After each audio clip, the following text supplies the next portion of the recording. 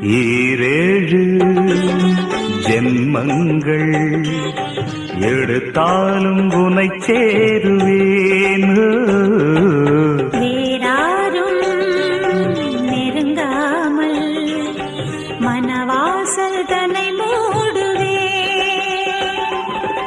உருவானது நல்ல சிவரஞ்சனி, உனக்காகத்தான் இந்த கீதாஞ்சலி.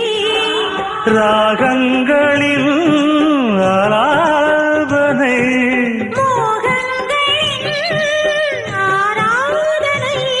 உடலும் மனமும் தழுவும் பொழுதில் உருகும் ஒரு ஜீவன்தான் உன் பாடல்தான் ஓயாமல் இசைக்கின்றது.